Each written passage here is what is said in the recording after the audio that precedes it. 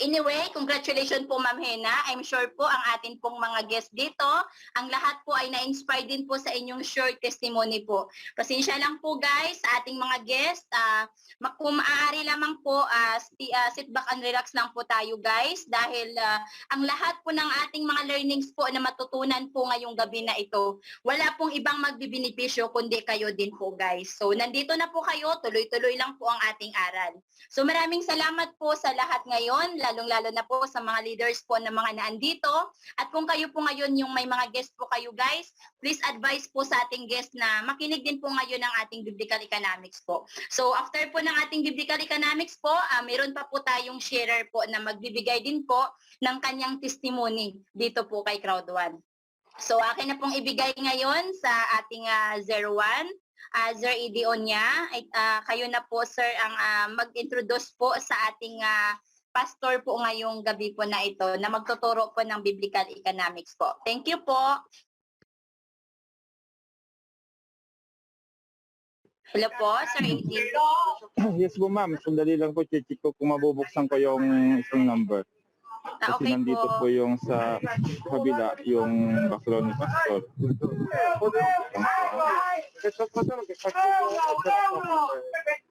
Allora poi, siccome autoimmune,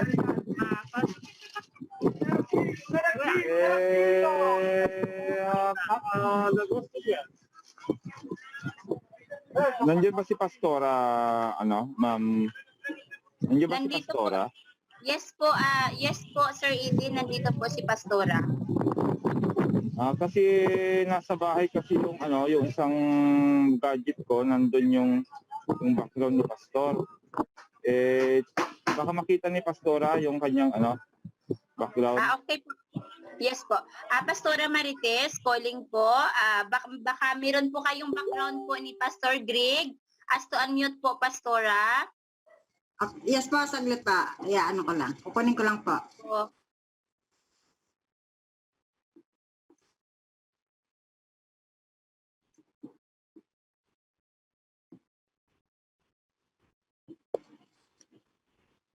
Hello? Rinig niyo po ako? Sir, hello? Yes po, Pastora. Loud and clear po. Ready, isasend ko ba sa'yo o ako na lamang? Okay, sige, para po tayo hindi po magtagal. Pakikilala po muna natin ang ating pong pastor na siya po yung laging sumusubaybay sa atin. At tamang-tama po talaga yung kanyang apelyido. Siya po ay si Reverend Pastor Gregorio Subaybay. Yan. Na lagi po nakasubaybay sa Team Europe International at sa mga kapatiran po natin dito sa hindi lamang Italy, kundi sa Europe na. Dahil kapag siya po ay nagtuturo, ay hindi lang po Italy ang nasasakop niya. Meron ding Germany, may Sweden, may Saudi. So iba't iba. Kaya glory to God sa buhay po ng ating pastor. So pakikilala ko lang po siya. Siya po ay si Pastor Reverend Pastor Gregorio Subaybay. Pinanganak siya noong May 9, 1969. So nag-aral po siya sa Solid Elementary School at Laguna State Polytechnic College sa LSPC. So kumuha rin po siya ng kursong Bachelor of Science in Agriculture, BSE. So nag-aral po sa Philippine Uniting Theological Seminary. Okay? So graduate din ng Bachelor of Degree sa International School of Ministry sa ISOM. So si Pastor Greg po ay may asawa, si Pastora Lourdes Vera Subaybay. Siya po ay may 5 anak at ngayon po ay may 2 na pong apo. So siya rin po ay naging local mission director ng Cross Tower Ministry. So yun po. Siya po ay Vice President ng Kinsman Bible College. Ang dami talagang ng ating pong pastor. So naging chairman ng Pangil for Jesus Movement. Teacher ng Financial Literacy. Yan, siya po yung nagturo at nagbukas po ng ating mga isipan about sa financial literacy. One of the elder of Province of Laguna. Yan, chairman ng International Urban and Rural Community Development Training Center. Pioneer din po siya ng Pangil Christian Fellowship at Isa po din po, siya rin po ay may-ari ng CTM campsite at Subaybay Farm. Yan, nakarating na po ako dyan at napakaganda po niyan. So sa kasalukuyan, siya po ay nagmi-mission po at siya nga po ay halos ay 3 times na yata po siya nakarating dito po sa Italy at nagpunta na rin po siya ng halos ay marami ng bansa ang napuntahan niya dito po sa Europa. Nagpunta na rin po siya ng Germany, ng Norway, ng Switzerland, ng France. Yan, ang dami na po niyang napuntahan. So guys, welcome po natin ang ating pong mabutihing pastor, si Pastor Gregorio Subaybay. Welcome po, Amen. Pastor. Thank you, Pastor Ates. Una, magandang araw sa inyong lahat diyan. Dito kasi sa Pilipinas ay 6:45 na. Medyo gabi na. Nandito ako sa 3rd floor ng bahay ng aking anak kasi medyo mahina ang internet sa baba. Ang gusto kong ipaunawa sa inyo mga kapatid na pinakapaalala sa atin ng salita ng Panginoon, ang Diyos ang nagbibiyaya ng lahat ng ating mga natatanggap, gaano man to kalaki o kaliit, kailangan tayo ay mapagpasalamat sa lahat ng mga bagay. Yun ang turo ng 1 Thessalonians 5:18, in everything give thanks. At napakahalaga na ang ating mga natatanggap mula sa Panginoon ay mabigyan natin siya ng parangal sa mga bagay na ipinagkakalob niya sa atin at bilang pinagkatiwalaan niya ng mga finances man yan, material, intellectual, emotional, social, mga pangunahing aspeto ng pangangailangan ng buhay natin ay kailangan siya pa rin ang napararangalan. Sa ating pag-aaral na tinatalakay na ability to produce wealth, na pag-aralan natin na ang Diyos ang nagbibigay ng abilidad para tayo makapag-produce ng kayamanan. Iyon ang sabi ng Deuteronomy 8:18, pero ang paalala ng Diyos doon sa verse 17, baka dumating ang time na masabi niyo sa inyong sarili, dahil sa aking lakas, kaya ako nagkaroon ng kayamanan.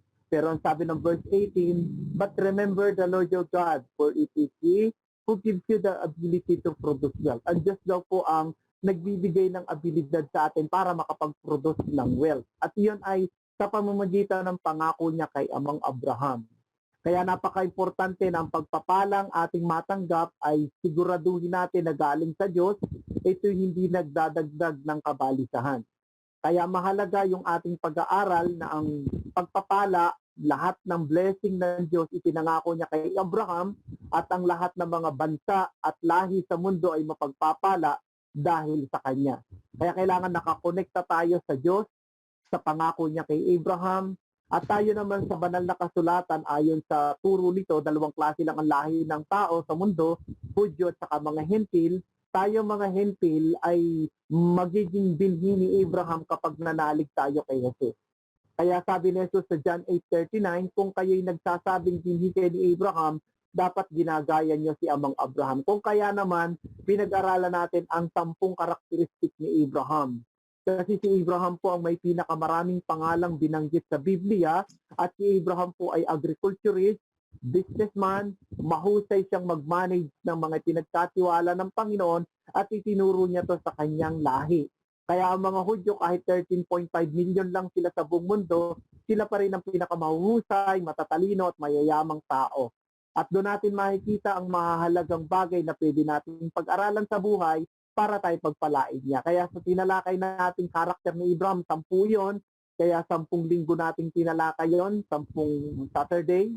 At ngayon, nung nakaraan, tinapos natin yung karakter ni Joseph na meron siyang eskwelahan na 3 pinasukan na yun ay character building. Kasi alam niyo mga kapatid, pag hindi na-develop ng una yung ating karakter, pag tayo ay umunlad, nababago ang buhay ng tao. Maging pag-uugali ng tao kapag siya'y umasenso, pag hindi develop ang karakter, pwedeng yung kapangyarihan, kalakas at kayamanan niya gamitin niya para lalong umapak sa ibang tao. Kaya mga kapatid, ang pinakamahalaga ay character building. Ang karakter muna ang unang dinevelop kay Joseph sa kanyang mga eskwelahan dinaanan. Kailangan matuto siyang magpatawad, kailangan niyang magkaroon ng karakter ng karanasan sa pagiging management, sa pagiging loyalty, kasi nag-aral siya sa paaralan ni Potiphar. 11 years siyang tinick up yun. At pagkatapos School of Prison, yung una yung School of Faith, pagpapatawad. At yung pangalawa ay School of Potiphar. Ang tawag ko doon ay eskwelahan ng loyalty, obedience, yung mga karakter na mababago ang pananaw mo. Bagamat ikaw ay nagsiserve sa iba, ginagawa mo yun ng buong puso, hindi sa tao, kundi sa Diyos. Pinag-aralan na natin ang School of Prison na bilanggo siya, inakusahan siya, pero ang Diyos kaya siyang iangat. Isang saglit lang. Kaya hindi natin pwedeng hatulan ng isang tao kung tayo ay makakita sa kanila ng kahinaan. Kasi isang araw, paraan ng Diyos yun para sila iangat. At natalakay natin itong nakaraang dalawang magkasunod na linggo, ang katangian naman ni Solomon. Wala nang yayaman pa kay Solomon na na-record sa Biblia. Nagsulat siya ng aklat na pwede nating pakinabangan dahil nagturo siya kung paano magkamit ng kayamanan. Kasi siya ang pinagkalooban ng Diyos ng karunungan at itinuro niya to sa Book of Proverbs, Book of Song of Solomon, and Ecclesiastes kung paano yumaman. Kaya kailangan natin itong pag-aralan kasi ito ay biblical principle kung paano tayo uunlad sa ating pamumuhay. Alam niyo mga kapatid, hindi natin kasalanan tayo ipanganak na mahirap. Pero kapag tayo'y namatay sa daigdig na ito, na mahirap pa rin, ay tiyak may partisipasyon na tayo doon. Kasi ang Diyos na magbibigay ng abilidad sa atin para tayo magkaroon ng kayamanan. Ang itinuturo ko po sa inyo ay biblical principle. Ang una kong tinalakay sa katangiang 5K, letter K nag-uumpisa para magkaroon ng kayamanan, kailangan natin ang kasipagan. Binanggit yun ni Solomon sa Proverbs 10:4. Ang kamay ng taong masipag, uunlad, maghihirap ang kamay ng taong tamad. Kaya kailangan po tayo ay masipag sa lahat ng gagawin natin. Pakibasa nga Pastor Ates para maintindihan natin yung review ng 5K, 5 katangiang nagsisimula sa letter K para magkamit tayo ng kayamanan. Ingredients to, itong 5 na ito na kailangan nating maintindihan. Unahin natin ang Proverbs 10:4. Apo, Proverbs 10:4. Sabi po sa Proverbs 10:4, siya'y nagiging dukha na gumagawa ng kamay na walang kasipagan, ngunit yumayaman ang kamay ng masipag. Okay, malinaw po yan. Lahat ng mga masipag, yan ay ang kanyang destinasyon yan, payaman yan. Kailangan natin ang kasipagan. Hindi, meron tayong 24 hours a day, may nagtatrabaho ng 8 hours a day, meron tayong mga spare hour. Anong ginagawa natin sa mga spare hour natin? Alam nyo, napakahalaga niyan kung marunong tayo mag-manage ng oras. At yan ay mahalaga para tayo ay umasenso. Kailangan natin ang dagdag na kasipagan, maaga gumising, at pagkatapos ay yung kasipagang ginagamit mo ang talino mo din. Kaya ang tawag doon ay hindi lang kasipagan, kailangan mo ng wisdom. Kaya yung pangalawang katangian natin na tinalakay, bukod doon sa kasipagan, ang kailangan natin ay karunungan. Pakibasa po ang 14:24 ng Book of Proverbs. 14:24. Pangalawang letter A. Apa, 14:24, Proverbs 14:24. Ito po. Ang putong ng mga pantas ay ang kanilang mga kayamanan, ngunit ang kamangmangan ng mga mangmang ay kamangmangan lamang. Matindi yan, ano. Ang kailangan daw na makikita nyo ay karunungang requirement sa isang tao para siya magkaroon ng crown. Yung crown ay corona. Ang putong daw, ang pinakang corona, pinakang premyo ng isang tao na pantas ay ang kanyang kayamanan. Kaya umuunlad ang taong may karunungan. Yung buong karunungan na hindi para mandaya sa iba, kundi karunungan gagamitin mo yung iyong potential na bigay ng Diyos para ikay magamit ng gusto niya.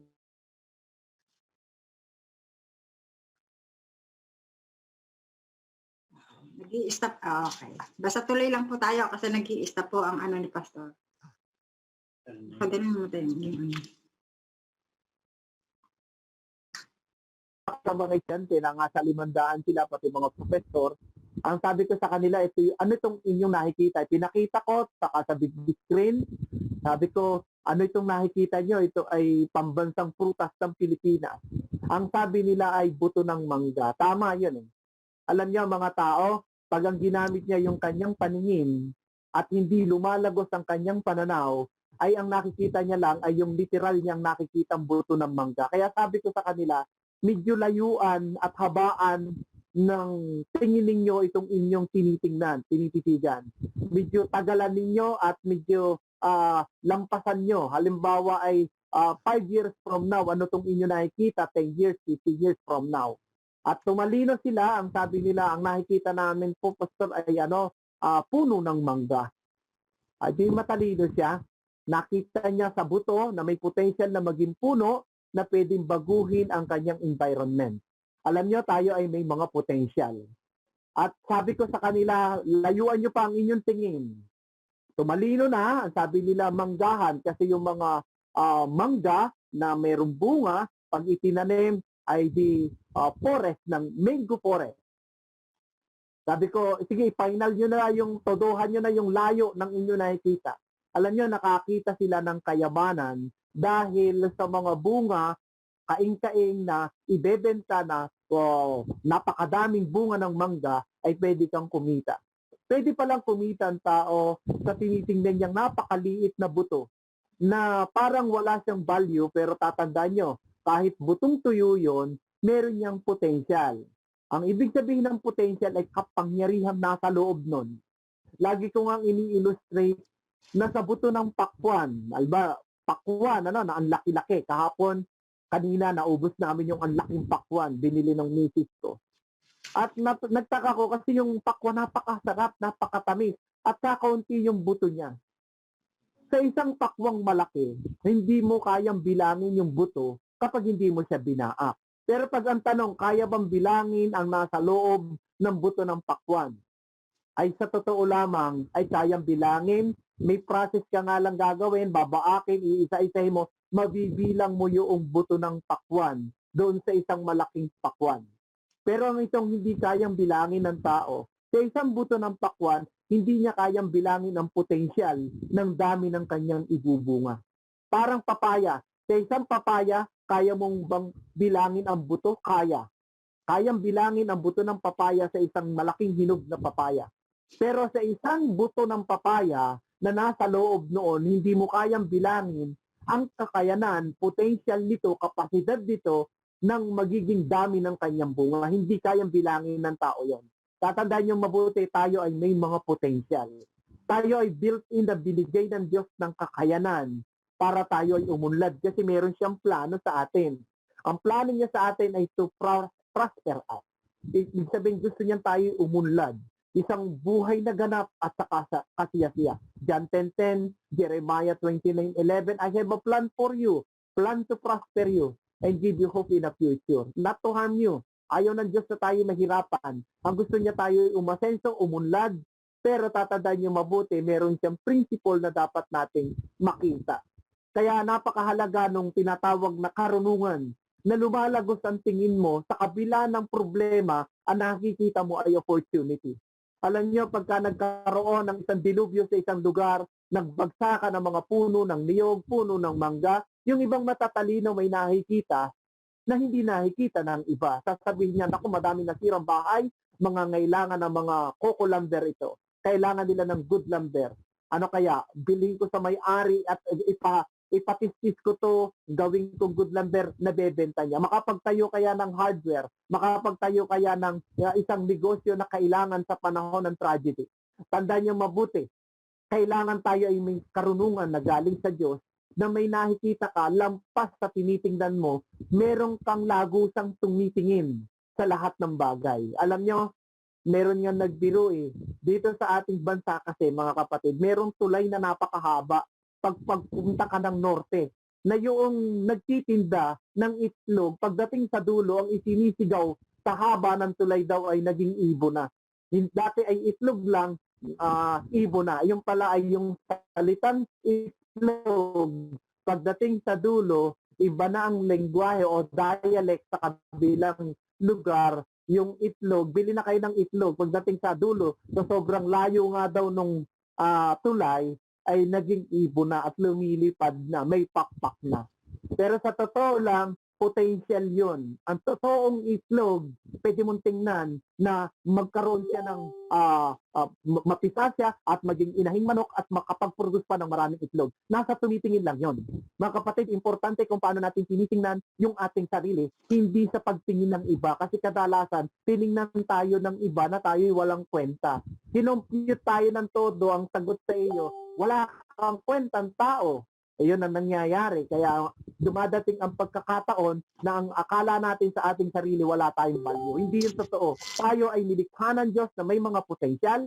Meron tayong kakayanan built-in na kapangyarihang nasa atin na kailangan lumabas kagaya ng buto na pag nasa garapon lang, hindi siya tutubo, wala siyang power, pero pag ibinalik mo siya sa pinanggalingan niya, pwedeng lumabas ang kanyang kakayanan. Nasa isang buto ng mangga, pwedeng biakin niya pati yung makapal na sementong karsada at pwede niyang baguhin ang environment niya. Pero dapat bumalik siya sa pinanggalingan niya. Alam niyo kung saan tayo galing mga kapatid para magkaroon tayo ng karunungan, galing tayo sa Diyos. Ang isang buto, lalabas lang ang potential niya pag ibinalik mo siya sa pinanggalingan niya. Saan galing ang buto? Sa lupa.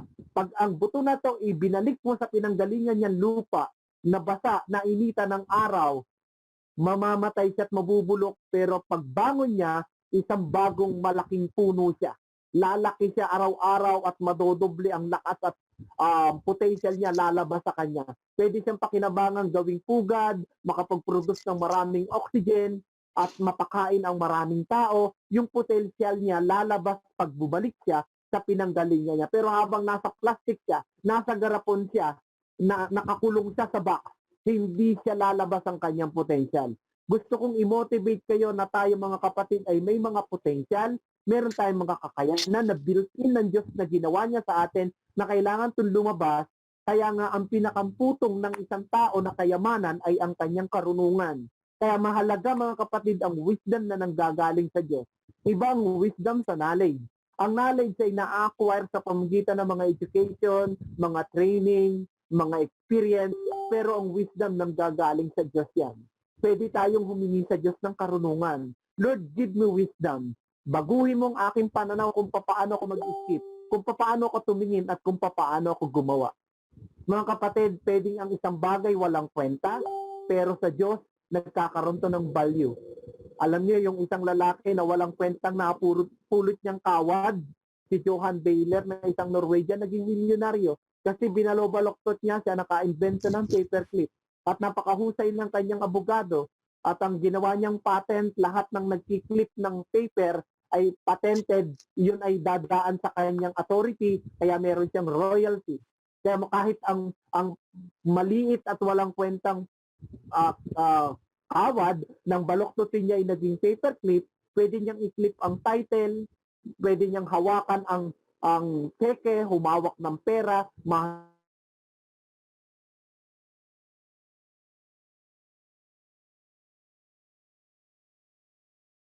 Sige lang po, Pastor. Okay. Ituloy ko na lang yung pangatlong katangian na ating pinag-aaralan, kasi ang number 1 turo ni Solomon para tayo yumaman ay sa pamamagitan ng kasipagan, at yan ay totoo naman. Kasi lahat po ng masipag, yan po ay yumayaman. Lahat ng mayaman, na general nakawag nila, lahat sila masipag. Pangalawa, kailangan natin ng karunungan kasi hindi sapat ang kasipagan. Kailangan natin ng wisdom. Wisdom is the ability to decide based on the right understanding sa knowledge, sa perfect timing.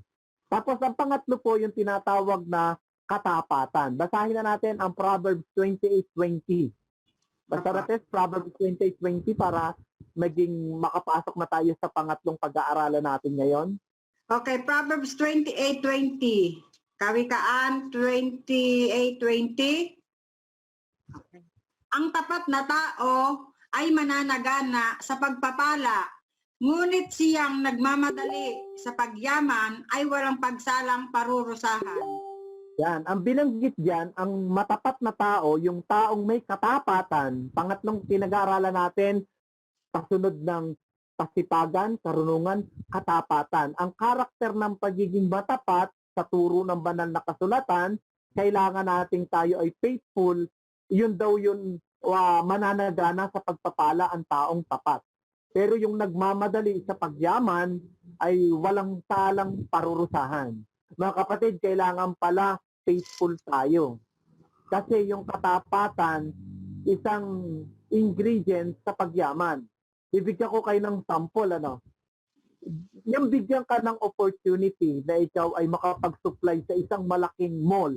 Halimbawa, sinusupply mo ay ikaw ang gumagawa ng mga umbrella o kaya sabihin nating sapatos. Ikaw ang nagsusupply ng mga bulaklak na na-invento mo, ginawa mo, sabihin nating natuklasan mo na produkto, isinusupply mo sa isang mall at yung mall maraming brands. Ano ba kagaya ng SM, yung makapasok ka dyan, makapag-transact ka na, makapag-supply ka sa kanila, iyon po ay malaking opportunity.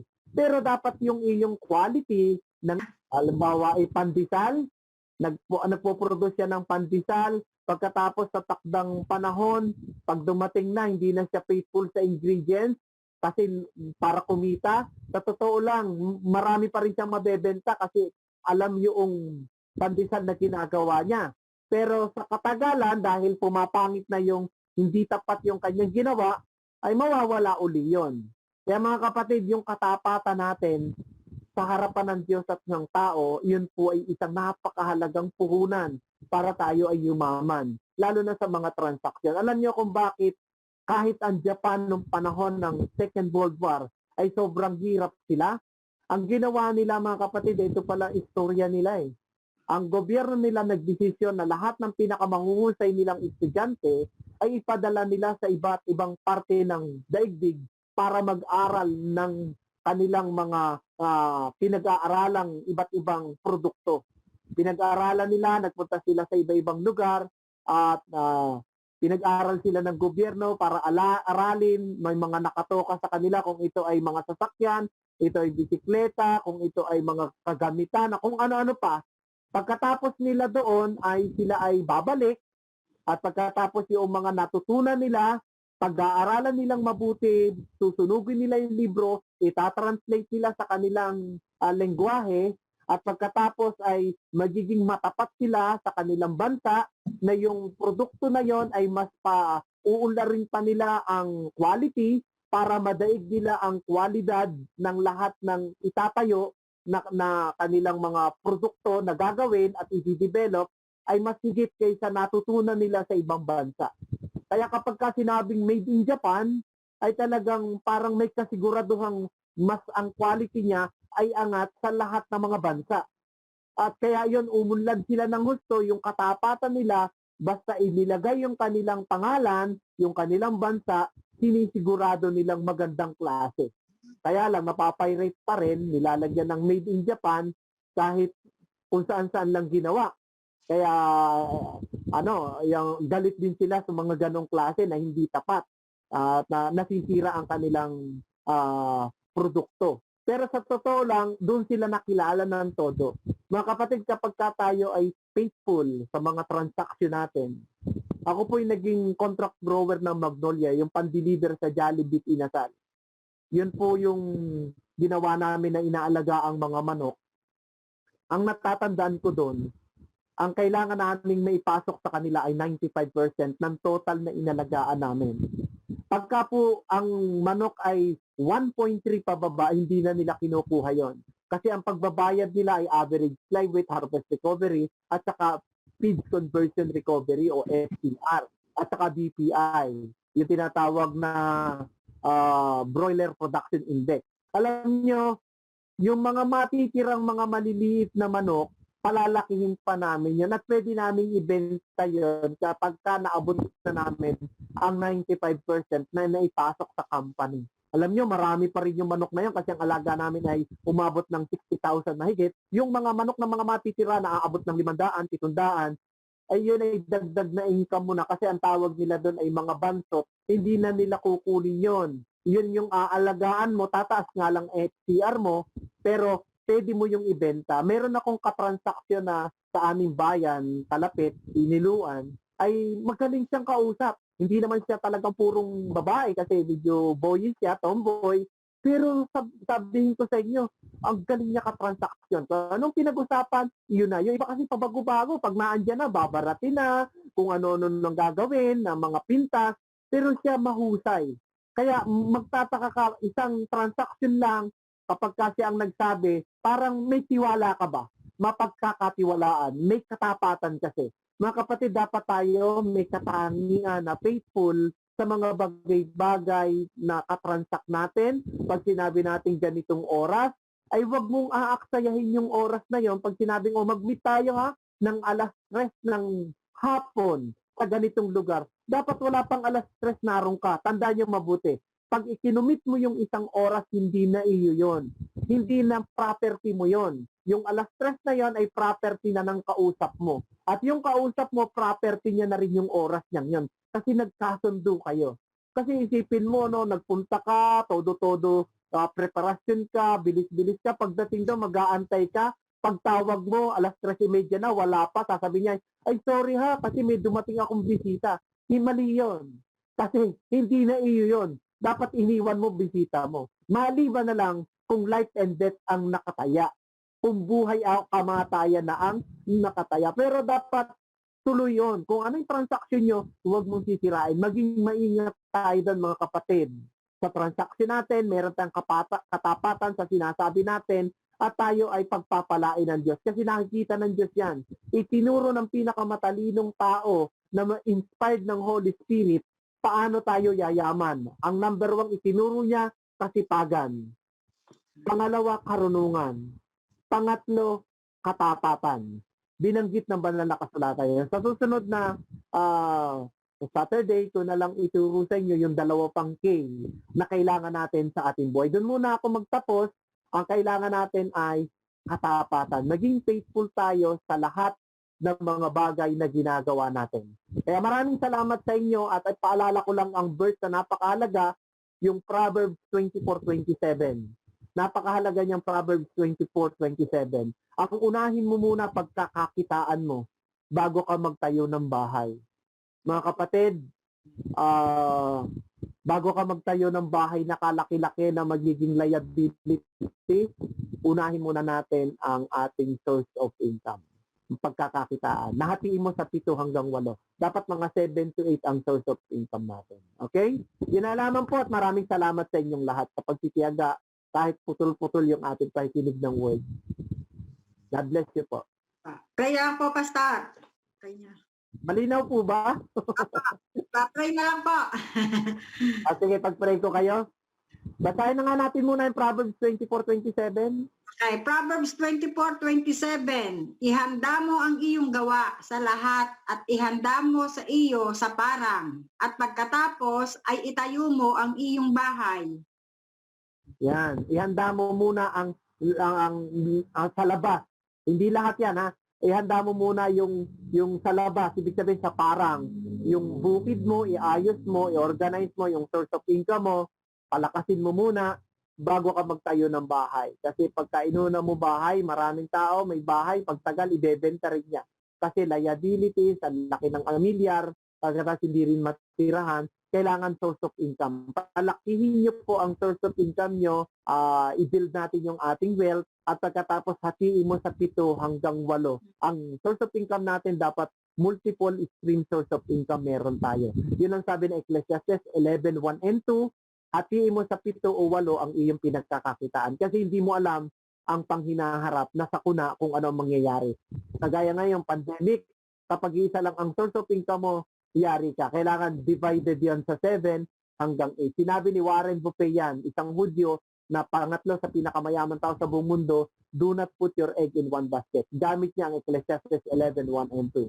Kaya napaka-importante po nito bilang mga nag-aaral ng salita ng Diyos. Pag-pray ko na kayo, dakilang Ama, salamat po sa mga kapatid ko na patuloy na teachable sa pag-aaral ng iyong salita para maging balanse ang aming pag-aaral na kami ay sa iyo humingi ng tulong, karunungan, kasipagan at katapatan para magawa namin na kami ay umunlad sa pamumuhay para maparangalan ka ng aming mga kinikita at maluwalhati ka sa aming buhay. Sa iyo lahat ng kapurihan sa pangalan ni Jesus. Amen. God bless you all po at maraming salamat sa inyong pakikinig. Amen. Amen. Maraming salamat po, Pastor Greg. Thank you, Pastor Greg. Welcome po, purihin ang God bless po. Ano po, ano po, Pastor, pwede pa may magtanong kung gusto magtanong? Pwede naman po kung meron kayong gustong liwanagin. Yan. Open door. Magdadagdag lang ako doon sa mga sa mga pagtuturo ni Pastor na talagang nakaka-bless naman. Yan po talaga tayo na bless sa pagtuturo ni Pastor dahil nga ay unang-una yung kanyang tinuro kanina na yung buto ng mangga na wag titingnan yung kasalukuyang sitwasyon ng buto ng mangga kundi tumingin ka doon sa future 5 years from now ano yung mangyayari sa buto ng mangga. Di ba pag ang buto ng mangga ay native na mangga yan, pag namunga na po yan, sa mga unang taon yan, wala ka talagang aanihin yan. Kumbaga puro gastos kasi fertilizer, didiligan mo, puro trabaho ang gagawin mo doon, gagaya din ng kawayan, may kwento rin kasi yung kawayan. Pero ang natutunan ko doon kasi, sa pagtuturo ni Pastor, ay nung bumili po kami ng lupa sa Galalan, yan po yung dinedevelop ni Pastor. Nung pinakita sa amin ni Pastor yung lupa na yon ay gubat.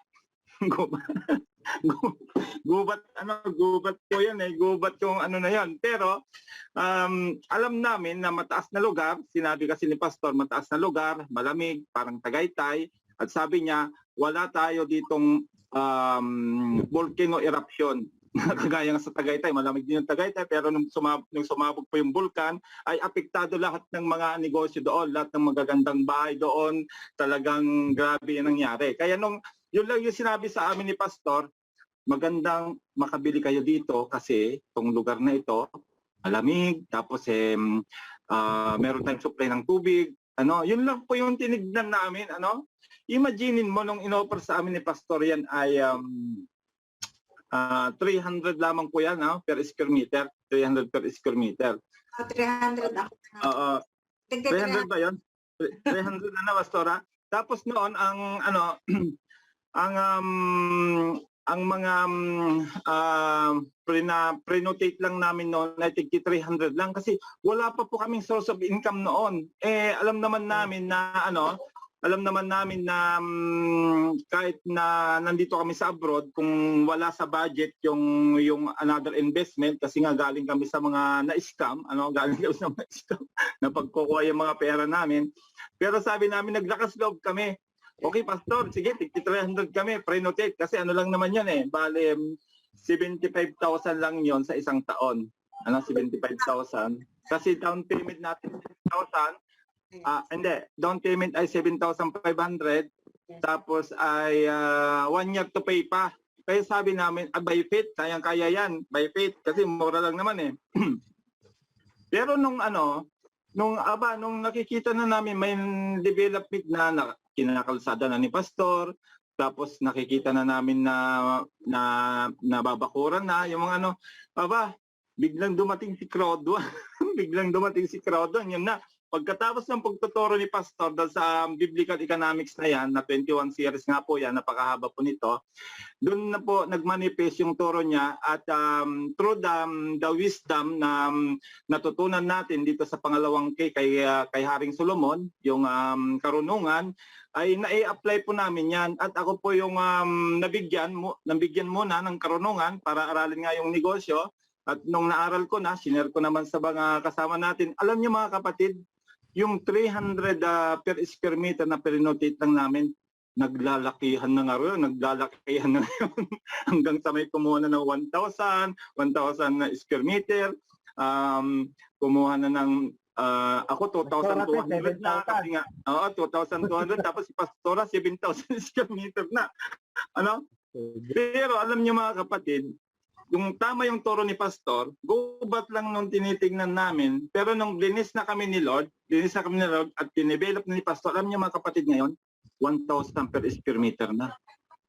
Binili namin ng 500 per square meter. 1 year ago, 1 year pa lang po nakakalipas, doble na yung presyo. Kaya grabe talaga yung pagtuturo ni Pastor na kung matututunan natin itong mga prinsipyo na ito, talagang ito talaga yung ito talaga yung kasi iba kasi yung nagtuturo na naranasan na kaysa yung gagawin pa lang, ano? Parang kami po, lagi namin sinasabi, ito na talaga yung pag-asa natin, mabago yung buhay natin through Crowd One. Siyempre, sinasabi namin yon kasi may resulta na kami. Nung nagsimula kami, wala kami resulta eh. Pero naniwala kami sa company. Kasi nga po, inaral ko. Siyempre, matagal na nga ako sa networking. 25 years na ako. Siyempre, iahalin tulad ko lang naman doon sa mga napagdaanan namin nila Pastora, nila Sir Danilo. Pero nung nakita ko na may laban tayo dito, European po ito, at nag-comply sa lahat ng legalities kasi hindi po mag-ooperate ang ganitong company sa Europe. Matagal na po yan napasara kung hindi sila legal. Kaya sabi ko, laban uli. So yan, mga Team Spartans. Kaya tawag ko nga sa team namin, Team Spartans na nagsimula dahil nga po doon sa kami po yung mga sundalo na hindi sumusuko sa anumang laban. Yun yung mga Spartans noong unang panahon.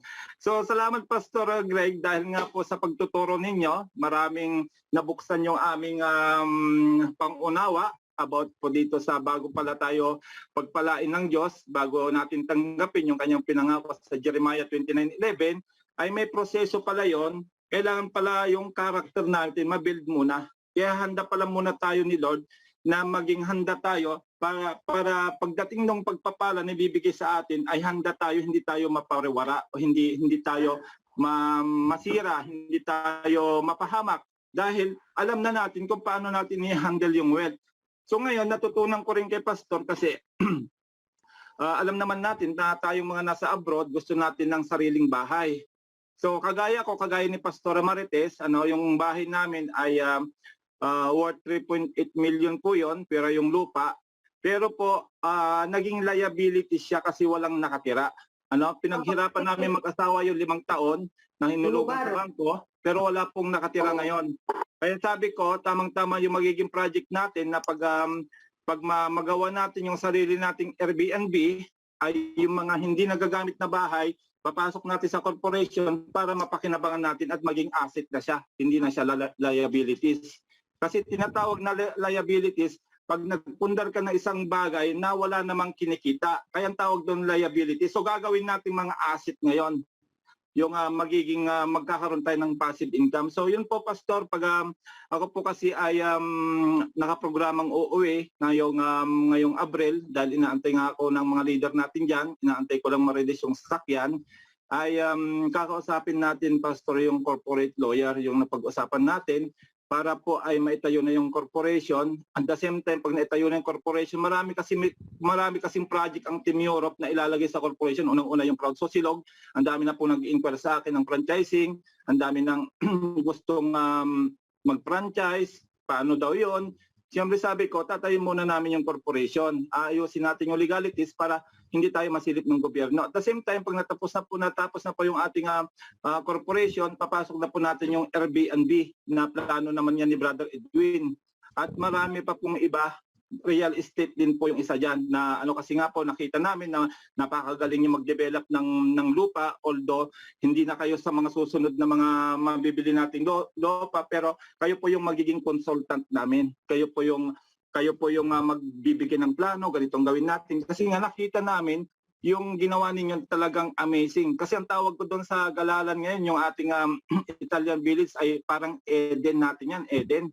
Kasi ang ganda ng lugar, tapos malamig, tapos nandun na lahat ng mga supply, may isda, meron tayong gulay, tapos meron tayong mineral water, alkaline water. Kaya napakaganda po pag na-open po yung Galalan na yan, pag in-open na po namin yan sa public, sigurado yan dadayuhin niya ng mga turista. Kaya through that, sa pagtuturo ni Pastor, doon sa gubat na yon na nakikita namin dati, ang tinignan namin ay yung 5 years from now o 10 years from now, kung ano ba ang magiging resulta nun. Ang nakita po namin doon ay magkakaroon po kami ng passive income. Why?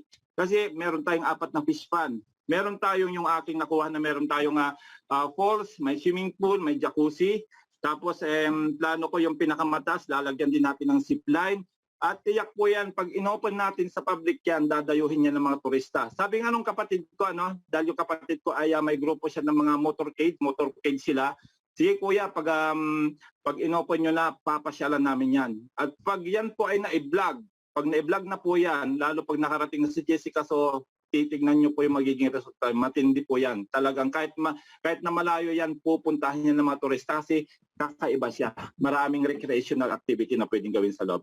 So yun lang po, Pastor. Salamat po sa inyong pagtuturo at sana po ay unti-unti ay natututunan nyo paano natin makamit yung success sa ating pamamalagi sa lupa.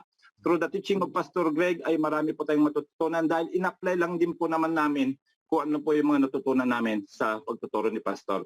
God bless you more, Pastor. Grazie, salamat. Thank you, Kuya. God bless you din.